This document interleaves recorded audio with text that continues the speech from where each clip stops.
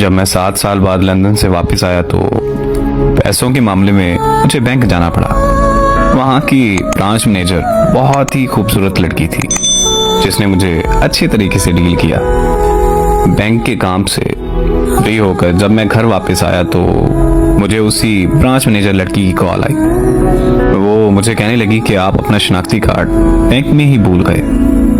तो मैंने उसे कहा कि मैं कल आकर बैंक से ले लूँगा, लेकिन वो शाम को हमारे घर आ गई।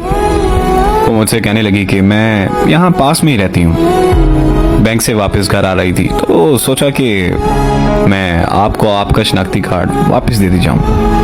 हमारे घर में मेरे अलावा मेरे माँ बाप और एक छोटा भाई था। अम्मी ने उससे चाय का पूछा तो उसने हाँ कर दी। फिर उसने बैठकर हमारे साथ चाय पी और वापस अपने घर चली गई। वो मेरी अम्मी की काफ़ी अच्छी सहेली बन गई थी, इसीलिए वो रोज़ बैंक से वापसी पर हमारे घर से होकर अपने घर जाने लगी। मैं और वो रोज़ शाम को चाय पीते और खूब बातें करते थे। हम ना सिर्फ अच्छे दोस्त बन गए बल्कि वो हमारे घर का एक फर्द बन चुकी थी। फिर एक दिन उसे पता चला कि मैं लंदन वापस जा रहा हूँ तो वो मेरे कमरे में आकर रोने लगी और ये कहने लगी कि मैं आपसे बहुत ज़्यादा प्यार करती हूँ। मैं आपको देखे बगैर नहीं रह सकती, इसीलिए रोज़ आपके घर आती हूँ। आप प्लीज़ मुझसे इतनी दूर मत जाएं। और उसका इजहार मोहब्बत सुनकर मुझे बहुत खुशी हुई, क्योंकि मैं भी उससे बहुत ज़्यादा प्यार करता था, मगर इजहार करने से डरता था कि कहीं हमारी दोस्ती भी ख़त्म ना हो जाए।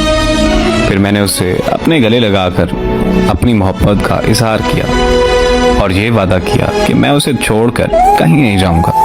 इस तरह मैं वापस लंदन नहीं गया। फिर हमारे घर वालों की मुलाकात के बाद हमारा रिश्ता पक्का हो गया।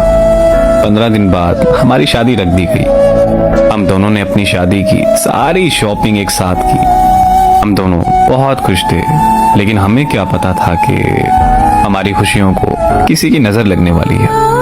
हमारी शादी के एक हफ्ता पहले उसकी बड़ी बहन की मौत हो गई।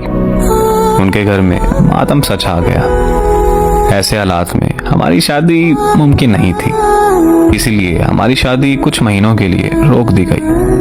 वो बहुत चुप रहने लगी थी, मुझसे बात तक नहीं करती थी।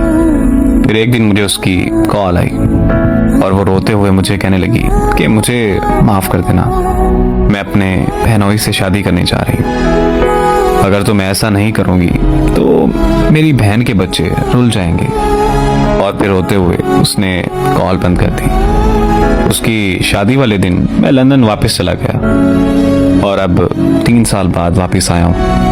मैं वापस पाकिस्तान आना नहीं चाहता था, लेकिन अम्मी की जिद की वजह से मैं वापस आया। सुना है कि वो अपनी ज़िंदगी में बहुत खुश है। अल्लाह हमेशा उसे खुश ही रखे।